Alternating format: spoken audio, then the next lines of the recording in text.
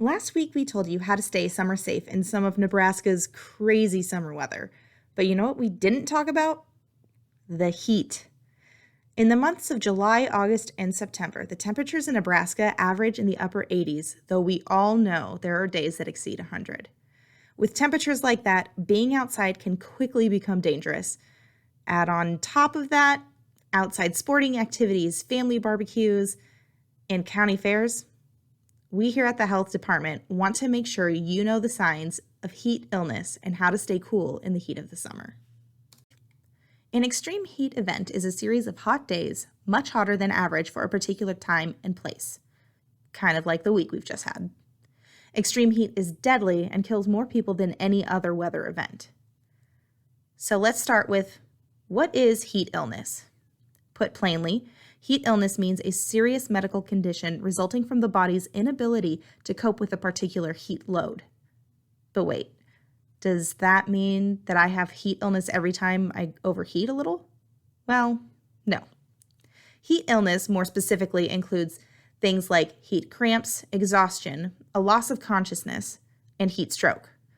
But what are those and how do we know if we're experiencing that? Let's talk about it. We'll begin with heat stroke. It's the most serious heat-related illness. It occurs when the body can no longer control its temperature.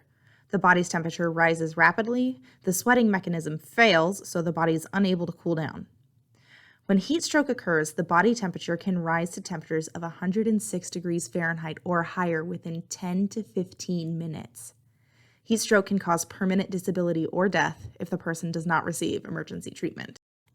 Symptoms of heat stroke include confusion, altered mental status, slurred speech, and high body temperature most commonly. Symptoms others might notice if you have heat stroke are hot, dry skin or profusely sweating, seizures, and loss of consciousness. So what do you do if someone you see is suffering from a heat stroke? Well, first, call 911 for emergency medical care. Move them into a shaded, cool area and remove outer clothing to help cool them down. Then wet their skin, place cold cloths on them, and keep the air around them circulating. And stay with them until emergency services arrive.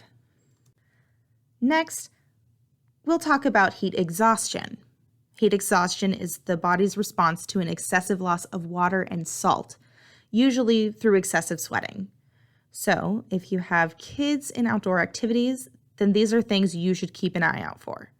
Heat exhaustion is most likely to cause headaches, nausea, dizziness, muscle weakness, irritability, and decreased urination. Things others around you may notice are excessive thirst, heavy sweating, and an elevated body temperature. You treat someone who has heat exhaustion much the same way you would treat someone with heat stroke, by moving them to a cooler, shaded area and cooling them down as best you can until emergency services can get to you if medical care is unavailable. Something to keep in mind about heat illness: if you can get it, so can your four-legged friends. This means if you wouldn't do something with your child or yourself, then you shouldn't do it with your pets. So if you wouldn't leave your kid in the car on a hot day to quickly run into the store, then don't leave your dog in the car either. Even on cooler days, cars can heat up to dangerous temperatures very quickly. Leaving a window open isn't enough. Temperatures inside the car can rise by almost 20 degrees Fahrenheit within the first 10 minutes, even with the window cracked open. All that being said, the best way to treat heat illness is to avoid it in the first place. How do you do that? Well, start by staying hydrated. You need to drink enough water to prevent heat illness. An average person needs to drink about 3/4 of a gallon of water daily, but everyone's needs vary. If you're sweating a lot, you should add a sports snack or something to replenish your electrolytes. How do you know if you're drinking enough? Well, check the color of your pee. If your pee is dark and yellow, you're not drinking enough. With the heat we've had all week, Two Rivers Public Health Department wants to ensure you know the signs and symptoms of heat illness so we can have a safe and healthy community. So to recap, drink a lot, pee a lot, and don't leave your loved ones in the car.